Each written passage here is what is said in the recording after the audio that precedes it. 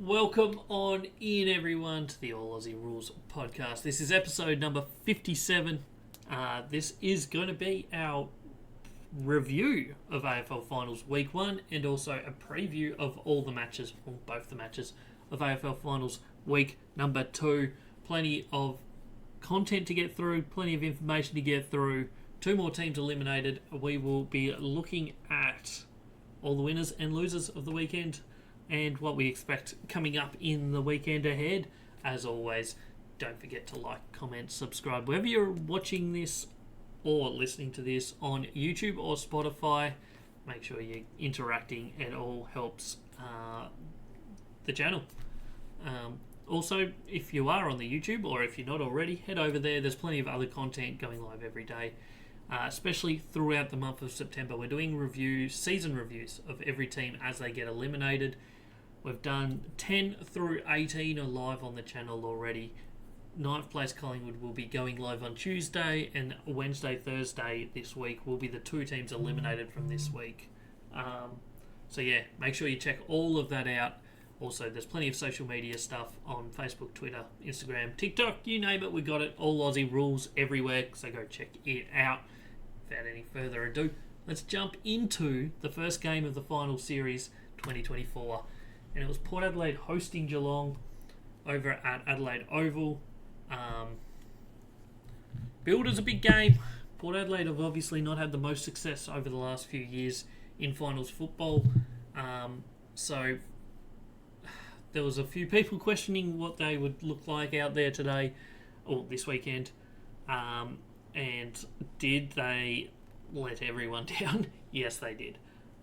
Geelong came out and played some great football. Don't get me wrong, they were outstanding. They did everything right throughout the night. Meanwhile, Port Adelaide, anything that could go wrong pretty much did go wrong. From the first quarter they were certainly competitive. Even most of the way through the second quarter it was still very close. But that second half was an absolute domination. 5 goals to 0 in the third quarter and then 6 goals to 1 in the final quarter. So a total of 11 goals to 1 in the second half is an absolute domination. There's no doubt about it. 138 to Geelong 54 for Port Adelaide. Not good reading if you're a Port Adelaide fan, no doubt about it. Meanwhile, if you're a Geelong supporter, you've got another prelim final and a home one at that. It will be played at the MCG, likely on the Saturday of prelim weekend. And all things rosy for them at the moment. We'll jump into some of the things behind the game. Obviously, the Port Adelaide accuracy was terrible. They're pretty well known to be a pretty bad team in front of goals all year. As you can see, that typically they're 43%. This one was 35% in this game, which is atrocious. 7 goals, 12, and it just was not great for them. Geelong's accuracy was much better, about their average. The forward efficiency for Port Adelaide was shocking. Which means that Geelong's defensive efficiency was very good, as was their forward efficiency, way above average, 68.4%. The time getting inside 50, creating a shot on goal is really, really impressive numbers. Only +4 inside 50s, but as I said, getting a lot more shots than what Port Adelaide managed. Disposal efficiency of Port Adelaide was terrible. 67% is not acceptable really in a game of football, especially when the other team's going at 75.8. Stoppage clearances went massively Geelong's favour, whereas centre clearances went the way of Port Adelaide. Contested footy and uncontested footy were both won by Geelong. Meanwhile, tackles were won by Port Adelaide. Intercepts were won by Geelong. It was a domination. There's no two ways about it. It was an absolute domination. I don't know what else we need to talk about in this game, really. It was just a domination. Metres gained. Geelong were plus over 1,000 metres. So that's a lot of football fields right there.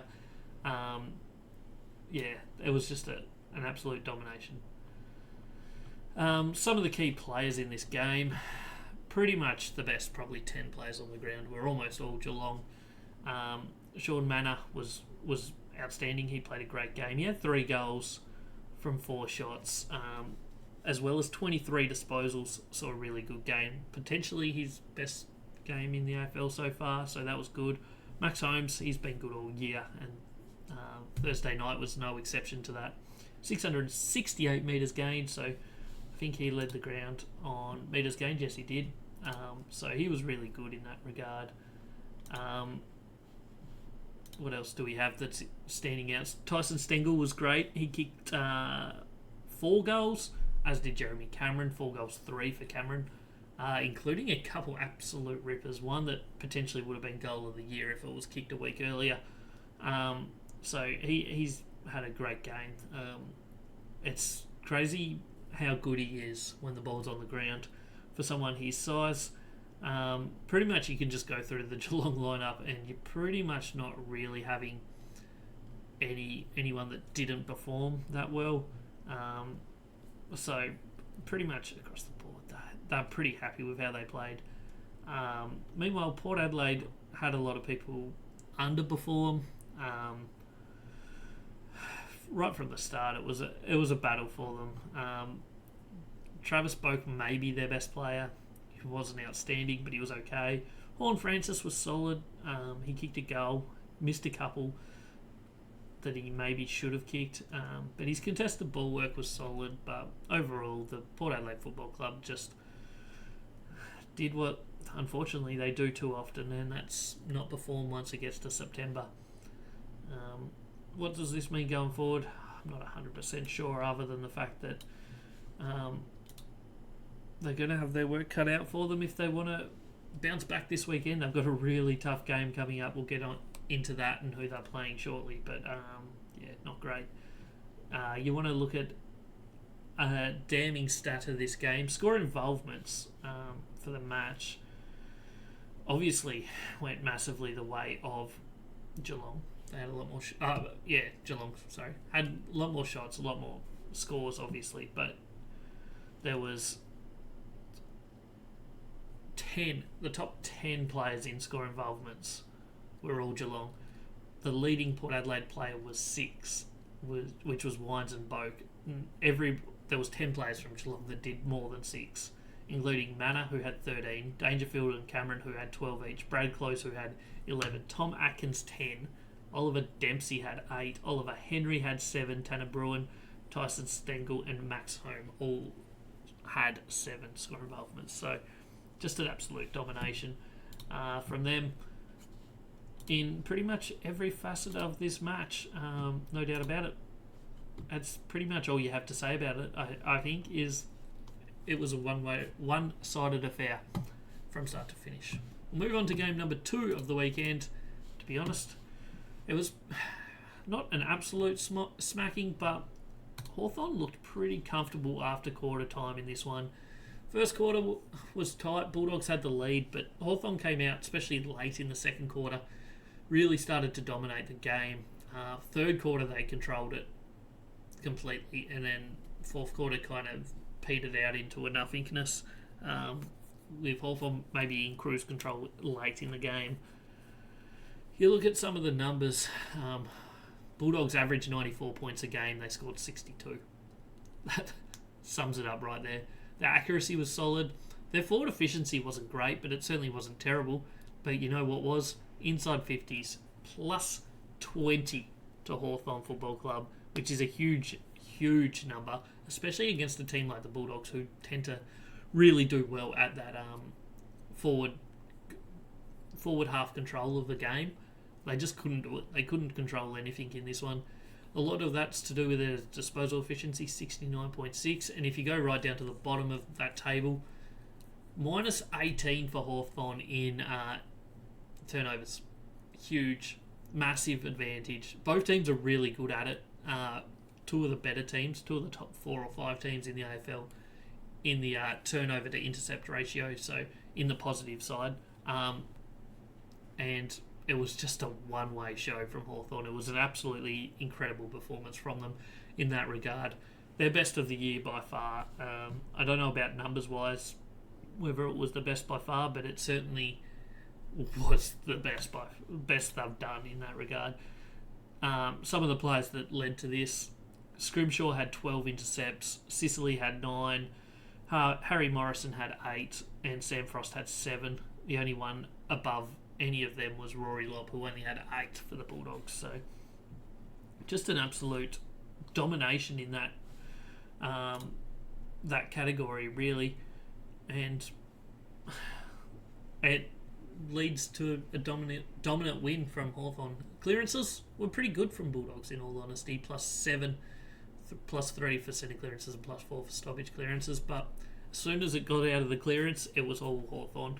They dominated contested footy +25, which is a really good result from them, and dominated uncontested footy +60. So they just had the pressure on them.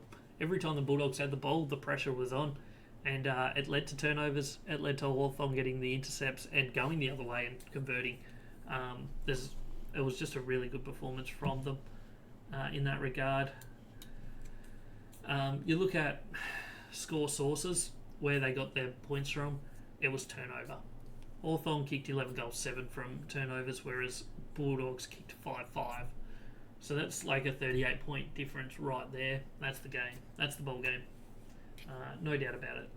And a lot of it was from the back half. It was really good transition from Hawthorn. They scored 7-5-47 from the back half, which is a really high number.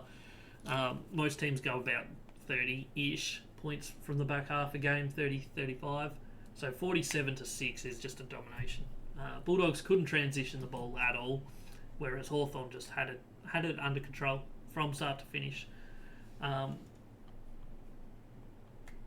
That's the numbers behind the win. It was just a huge performance from Hawthorn. We'll look at some of the best players for the day. Who was expected to do well? More so who did well, we should look at probably. For Hawthorn, Joe Newcombe was huge. He was outstanding from start to finish. His second half of this AFL season has been absolutely incredible. He's been really, really good, and he lived up to it here. He had 35 touches, 12 contested possessions, 3 clearances, 1 goal, a really good goal. I think it was in the third quarter from memory. 10 score involvements. He did everything he needed to. Connor McDonald was really good for Hawthorn. I mean, name a player. They all were really good. In terms of goal kickers, they had a lot of people kick a lot of goals. Nick Watson kicked 4 in a career high 4 goals after getting a career high 3 goals in round 24. So he's really starting to settle into this team right now, and he's going to be dangerous for the rest of September, you would imagine. Kaushid Deer, he was outstanding as well. Just his first season of playing AFL footy, he kicked 3 goals, 4. Could have been even better, obviously, if he had kicked a little bit straighter, but 3 goals is an outstanding effort. Connor McDonald kicked 2, and then a lot of single goal kickers, and just players winning lots of ball, playing really good football. There's no doubt about it. They were just outstanding. Jack Ginnivan was really good for Hawthorn as well. He had 15 touches, only the 1 goal, but 3 goal assists is a really good performance from him. 1 or 2 of those he could have easily kicked the goal himself, but he shared with his teammates. Score involvements, 10 to McDonald, 10 to Newcombe, 8 to Deer, Watson 8 as well. It was just really good play from across the board from Hawthorn. Overall, in the top 15 players, they probably had 12 to 13 of them. They certainly controlled this match. Best players for Bulldogs, Rory Lobb did well. His intercept work was pretty good. He took 6 intercept marks, which is a good performance. He also took 5 contested marks. So he did play his role. He's been really good since going back, and this was no exception to that. I think he was their best player. Norton kicked 3 goals, including 1, I think, in the opening minute of the game. He did okay up forward. Trelaw got plenty of the ball, wasn't outstanding. Ed Richards started on fire, looked like he was going to have a really good game, but then maybe petered out a little bit. The disappointing ones for the Bulldogs, probably Bontempelli. He really struggled to get in the game. I think he only had 7 touches in the first half. He ended with 18 touches and a goal, but just didn't have the effect of the game that he typically has, because he is one of the best, if not the best player in the AFL, and he just didn't live up to that on this one. Jamari Ugle-Hagan, it's been well noted, he struggled all night. Should have kicked an easy goal, but missed it from like 20 metres out. And that kind of summed up his night. Yeah, it's the way it is. Yeah, Bulldogs. What more can you say about them? They just didn't show up in this one, and Hawthorn played an absolute ripper. So credit to them. They move on to next week. They travel up to Adelaide to play against Port Adelaide. In what will be a cracker. The last time the two teams met was in Adelaide. We'll get into that shortly, but that was an absolute ripper in the end. So it'll be interesting to see how that one plays out. We'll jump on to game number 3 of the weekend. It was Sydney GWS, Battle of the Bridge, first versus fourth on the ladder this year. And in all honesty, it was by far the best game of the weekend. GWS kind of looked like they were controlling the game for most of it. Sydney had a couple cracks at them, especially in that third quarter, but GWS every time just steadied, kicked a goal, steadied the game. But in the last quarter, when it was all on the line, Sydney just kept coming. Fantastic effort and determination late, and got over the line by kicking straight in that last quarter. Looking at some numbers, what stands out on that screen? Accuracy from Sydney was really good. Their forward efficiency was a bit down. They did win inside 50s by +2, but had one less shot, I think, from memory. Disposal efficiency wasn't great from either team. In all honesty, it hasn't been in any of their 3 matchups this year. Centre clearances went the way of GWS, whereas stoppage clearances went the other way to Sydney. Contested footy and uncontested footy were both won by GWS, which isn't a big surprise. That's how they play football. Whereas Sydney don't worry about overpossessing it too much. Tackles went the way of GWS massively, whereas the turnover game went the way of Sydney. We'll have a look at some other interesting parts of, I guess, this match. Score origins were score sources, sorry. So kick-ins, nobody scored anything. Stoppages was 42 to 39 in favour of Sydney, and turnovers were 46 to 43 in favour of Sydney. So pretty much across the board was very similar in score sources. Score origins, GWS transitioned the ball pretty well from the back half, 32 to 22 in that regard, whereas the score origins from the forward half was dominated by the Sydney Swans. They went 9 goals, 660, whereas GWS were 5-7, 37. So a big difference in that regard. If you look at expected scores, if that's something that interests you, GWS were actually +11 on that. So expected to win by 11 points, and they lost it by 6. So maybe wasted some opportunities, did GWS in this one. Look at some of the players. I don't think it's going to surprise anyone when we say who the best player was. Isaac Heaney, outstanding. Took what could have been mark of the year if it had been a week earlier. Took a mark, flipped over, would have landed on his head, but luckily was saved by his opponent. He had 30 touches, kicked 3 goals, including the game-tying goal from 65 metres on the run. Outstanding performance. His season has been incredible, and he really showed up here. Everybody that's a Sydney fan will be hoping he can continue that over the next 2 weeks. I'm sure he has memories of 2 years ago in the grand final where he just didn't show up, and I'm sure he'll be the most keen Sydney Swan to eradicate that performance. So watch for that. Papley kicked a couple goals. He was good. Jesse Hogan kicked 3 goals for GWS. He was good.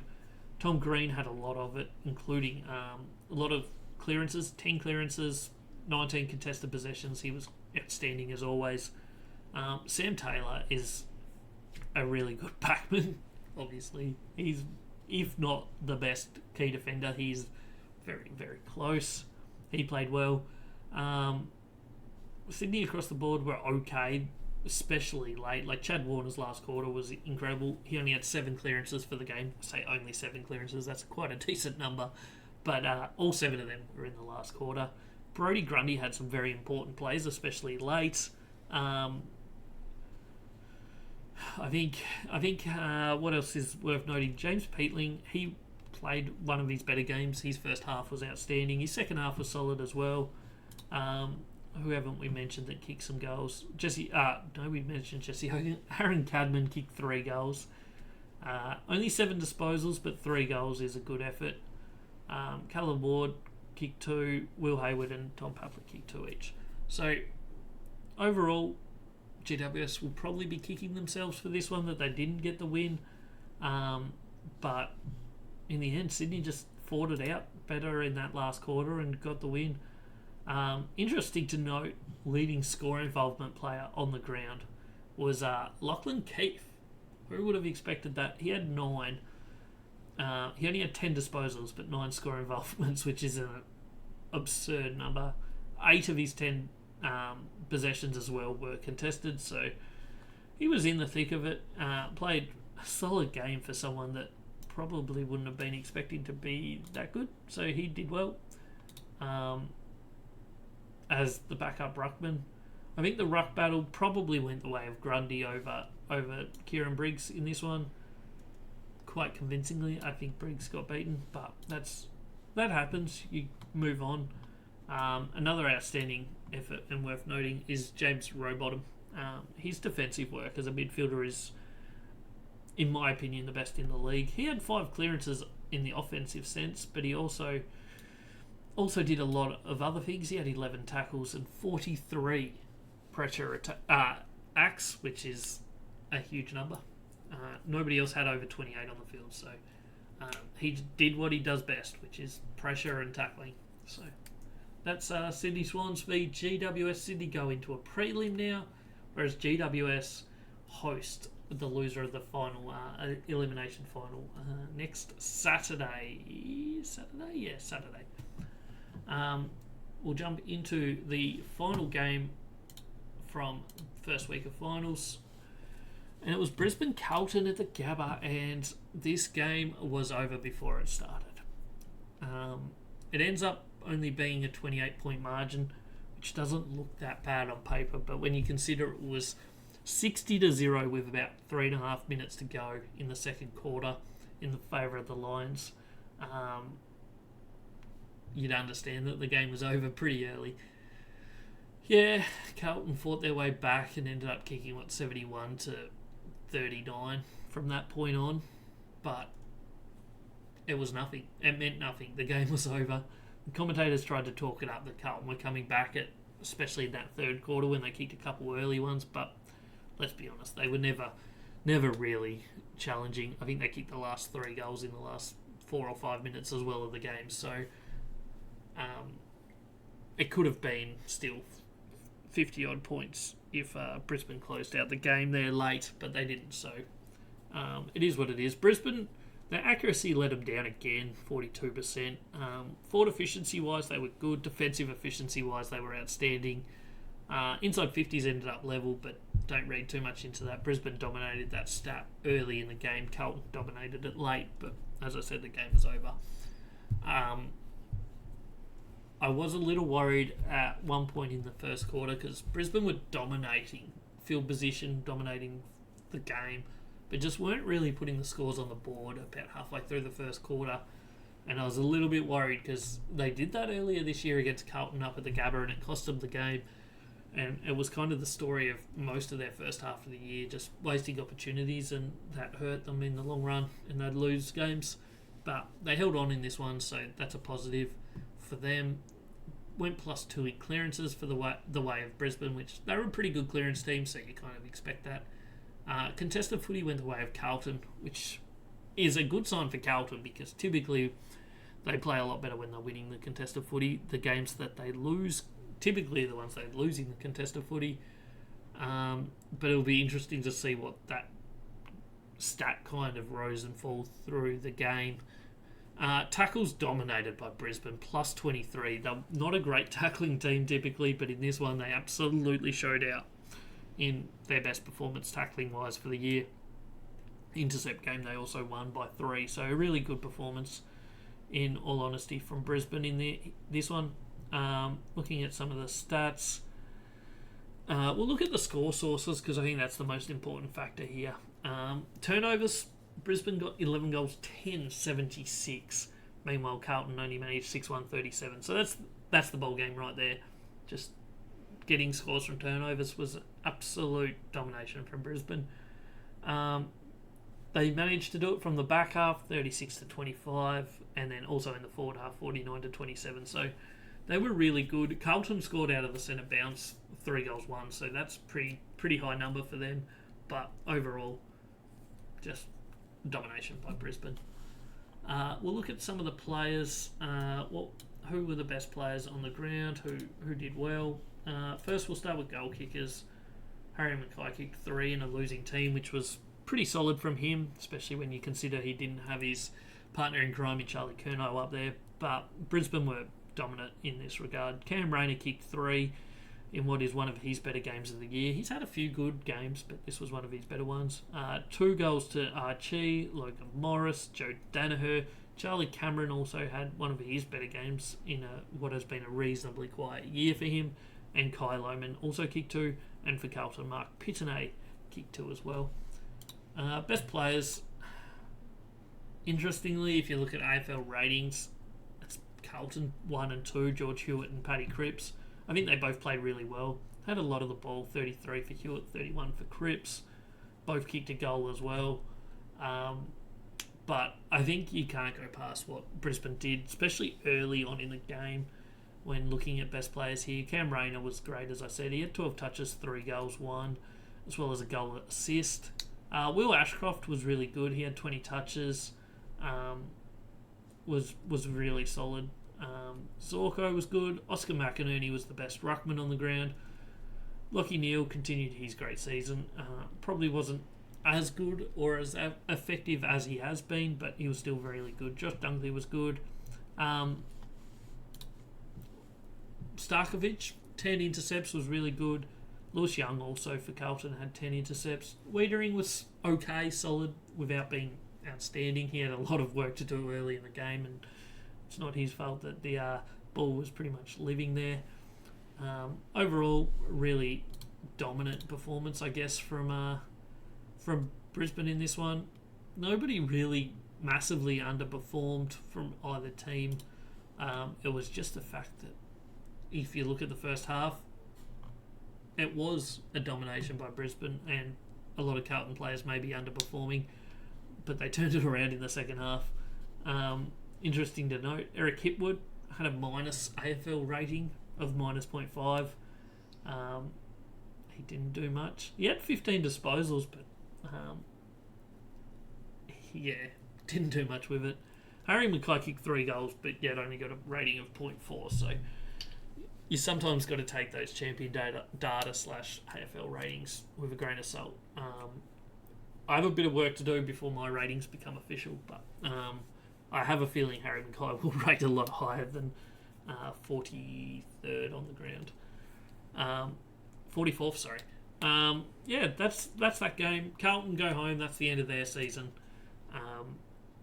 The second half of their season was a massive fade out. We'll be talking about them a bit more in a video when we wrap up their season later on this week on the YouTube channel, so go check that out. But their last 6, 7, 8 weeks has really dropped off, and because of that, this is where they sit. They go home. Brisbane, they go on. They progress. They've got a tough one this week. They go to GWS, or Sydney, to play GWS. They've lost to them twice this year, so they'll be wanting revenge. They haven't played outstanding in either of those 2 games, so they're going to have their work cut out for them. They need to tidy up their accuracy from this game against Carlton, and also probably a few other areas. But you kind of ignore whatever happened in the second half of this match, because I feel like they knew they had won, and they just did enough just to keep the win. They didn't go fully to sleep, but they certainly just didn't give it full throttle in that second half. I'll have a look at my tips for the weekend and how they went before we look at week 2 of this final series. It started poorly. I went Port Adelaide over Geelong, which was dumb. I can't believe I fell into the Port Adelaide trap. They can't play September. I had them by 11 and they got beaten by 84 points, so we weren't even close in that one. Next game was Bulldogs Hawthorn. We went Bulldogs by 20. Hawthorn ended up winning it by 30-ish. Can't remember the exact score. Was it 37 maybe? Don't know. But so we were 0 from 2. We turned it around though with the last two. Sydney, we had by 5. They won by 6, so we're only 1 point off on that one.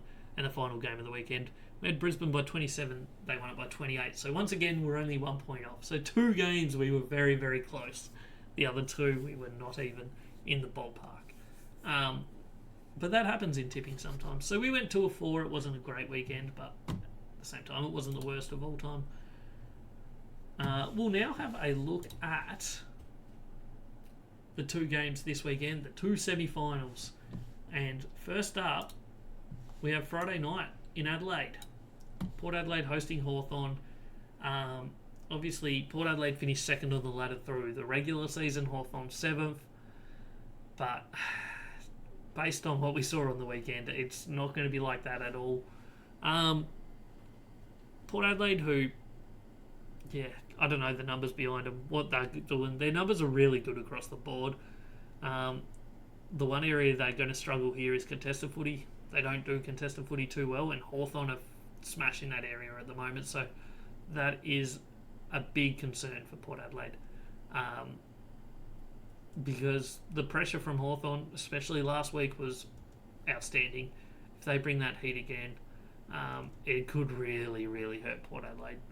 That's Hawthorn football at the moment. Create turnovers. Pressure, turnover, bounce, goal, win. Simple as that. Port Adelaide have won 6 of the last 10 against Hawthorn, so slightly have the advantage there.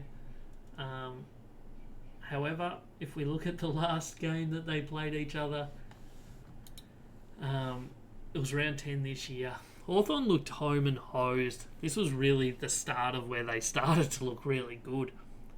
They were up, I can't remember exactly, but by about 5 goals most of the way. And even with 21 seconds to go, Port Adelaide needed 2 goals to win it. They kicked one, and then from a set shot, and then straight out of the middle, go forward, crumbing goal to win it for Port Adelaide. So that game could have gone either way. In the end, went the way of Port Adelaide. That was at Adelaide Oval as well, so interesting to note that. You look at the 2 teams, obviously it's not going to surprise anyone. Hawthorn are the much younger team, less experienced, but a team that's really, really finding their straps, certainly in the second half of this year.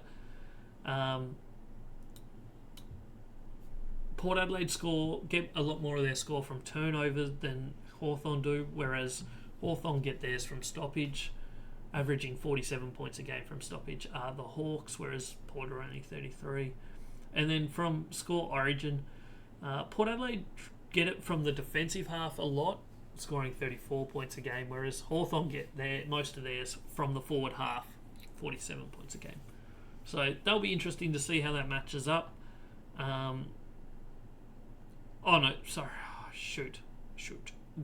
Those numbers were actually not averages at all. That was last time they met, so just ignore everything I just said, but just take that as the numbers from last time they met. My brain just stopped working. I even had it written down and still didn't manage to speak properly. Best players last time they met, Hardwick went forward, kicked 5 goals, had 23 touches. He was really good. Houston, who obviously won't be playing here, was outstanding. Butters was good. Warple, Wilday, Horne-Francis all played great games. Most people probably expect Hardwick to get 3 votes in this one. Then Houston and Horne-Francis also potential vote getters. But we'll see how that plays out in a couple of weeks. What else do we have to look at from this game? I don't know if there's anything else too exciting other than the fact that it's hard to really tip Port Adelaide based on what we saw on the weekend. I think they've scared me off. I'm not saying that they can't win, but they're going to have to play a lot better than they did last week, which is entirely possible, in all honesty. If you go back, 6 weeks or so, they played Brisbane and got beaten by 70 points in Adelaide.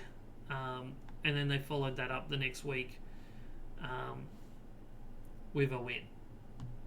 So I'm not saying it's impossible, but I am saying it's probably unlikely based on what we saw on the weekend. When they played Brisbane, they lost, as I said, by 80 odd points, whatever it was exactly, 79 points. They then went the next week down to Melbourne and beat St Kilda, only by 2 points, but it was still solid enough. And Bulldogs the week after by 48. So they can turn it around. A big loss. Will they manage that here?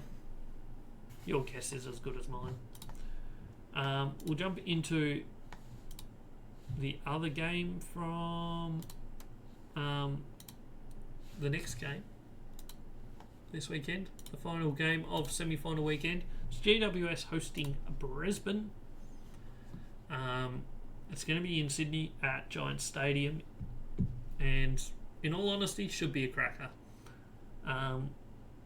Last week, obviously, GWS just went down, so disappointed they will be that they didn't get the win, get straight through to the prelim, but they get a second chance, and it's not going to be easy for them because Brisbane are playing some pretty good football.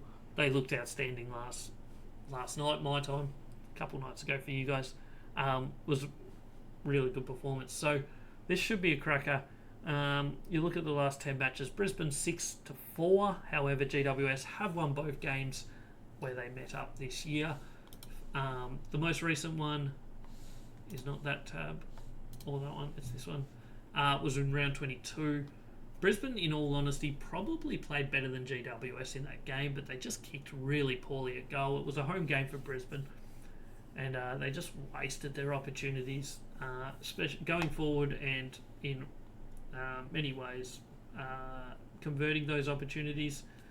They went 32 points below their expected score, so that's a sign of how badly they played. Meanwhile, GWS, who are a team that tend to do really well in terms of scoring more than their expected score, they went plus 19, so it's like a 50-point turnaround. So a good win from GWS, but I think they'll need to play better than that if they want to win this one against Brisbane. Best players last time, Jesse Hogan kicked 3. He was outstanding.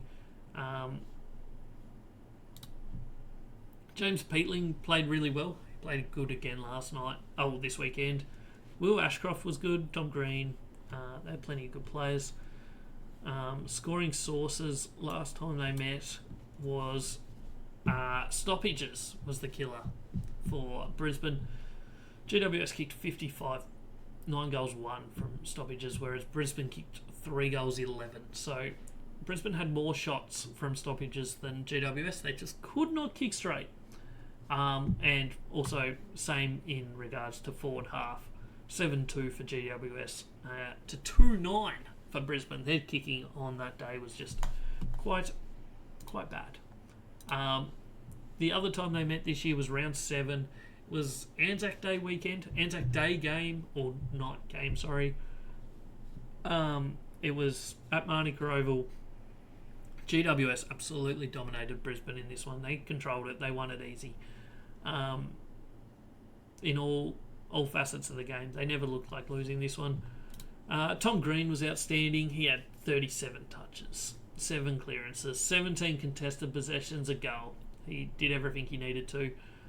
Finn Callaghan was good. Himmelberg, Buckley, Perriman, Briggs, you name them. They played really well across the board. GWS in all facets. In this one, they had over 1,000 extra metres gained, which is always a good sign for the winning team. Score sources was all from turnover for GWS. 11 goals, 6. 72 from that is insane. That's a really high number. Score origin as well. Defensive half, they went 46-22, so really good there. But also forward half, 60-33. This was a domination by GWS in all areas of the game. So obviously both teams are a lot different from then. GWS were flying at this point of the year. This was about where their season started to drop off a little bit, And this is maybe the wake-up call Brisbane got to get going, because their second half of the year was really outstanding. So it'll be interesting to see where both teams are at this weekend. I would expect it to be a close game. I think GWS are probably going to have their chances in this one. They'll be in it. They'll probably take their chances, and then vice versa. If Brisbane take theirs, Brisbane will win, I think. But whether they take their chances or not is a completely different story. We'll have a look at my tips for this one. We got first game. I've gone Hawthorn. I can't back up on Port Adelaide after what we saw on the weekend. That was atrocious. It was really bad, and I just can't back up on them. I'm going Hawthorn by 16. I'd love to see a better performance from Port Adelaide, but I don't know if we'll get it or not. And in the other game, I've gone GWS by 3 points, but in all honesty, it could be either way, or it could even be a draw. You never know. Obviously, one team does have to win. So we'll see how that plays out. Pardon me. That is the end of this episode, though, of All Aussie Rules. It's episode 57. Don't forget, we have 2 podcast episodes going live every week on YouTube and Spotify. Episode 58 will be going live on Friday. That will be a review of all AFLW Round 2 and a preview of AFLW Round 3. We might also chuck in teams for the AFL men's games, the 2 games that are on right at the start of that episode. So come back, check it out Friday morning. That will drop on YouTube and Spotify. Don't forget also plenty of other videos on the YouTube channel every single day, basically, at the moment. We're pumping them out. There's so much content over there, so go check it out. Check out all the socials. Thanks for tuning in. This has been All Aussie Rules. We'll be back later in the week. Thank you. Goodbye.